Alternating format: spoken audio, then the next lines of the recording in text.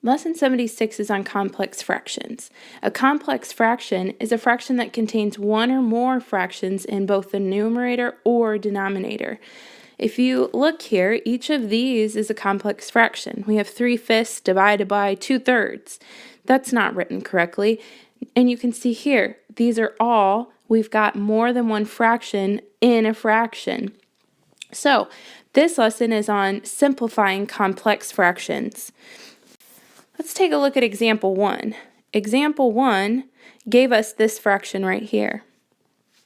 3/5 over 2/3.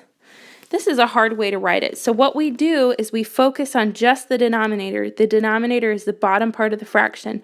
What can I multiply this denominator by to get 1?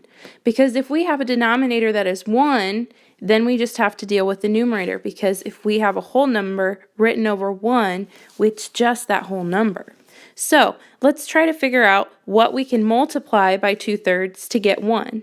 Well, we know that if we multiply by the reciprocal, we actually get 6 over 6,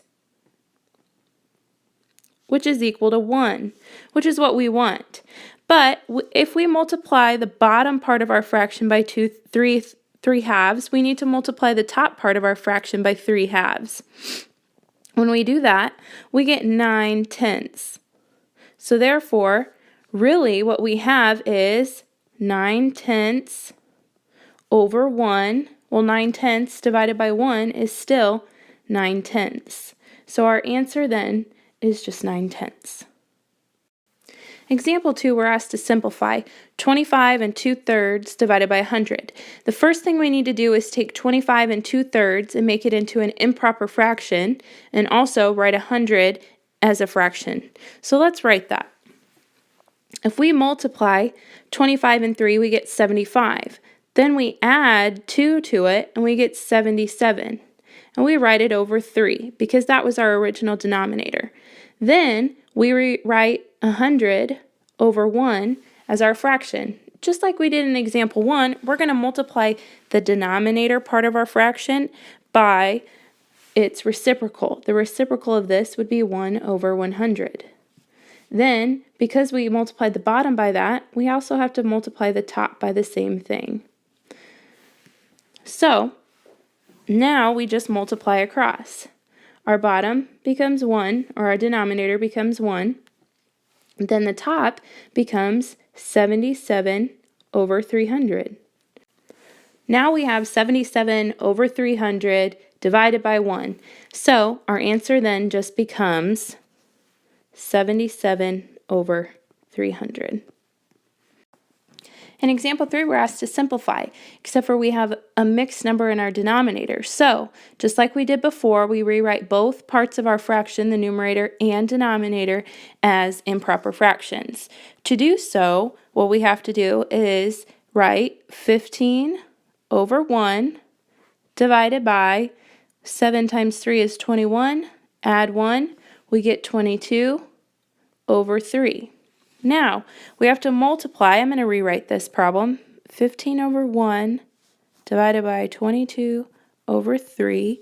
We have to multiply the denominator part of our fraction by something so that we get a denominator of 1. That is the reciprocal. So, since I multiplied the bottom part of our fraction by 3 over 22, I need to multiply the top part of our fraction by 3 over 22 also. Now, the bottom becomes 1, and the top, we multiply 15 times 3 and get 45, and we multiply the bottom, 22 times 1, and get 22. So now we are left with 45 over 22, because if we divide it by 1, like shown here, we know we're going to still have 45 over 22. Now, we just need to simplify this fraction. When we do that, 45 divided by 22, 22 goes into this fraction twice. We get 44. Subtract that, we're left with 1. So we get 2 and 1/22 as our answer then. In example 4, we're asked to change 83 1/3 percent to a fraction and simplify? Well, to drop the percent sign, we can write this number 83 1/3 over 100. That drops our percent sign. Now we have a problem just like we had in examples 1 and 2. So first thing we do is make each part of our fraction a regular or normal looking fraction.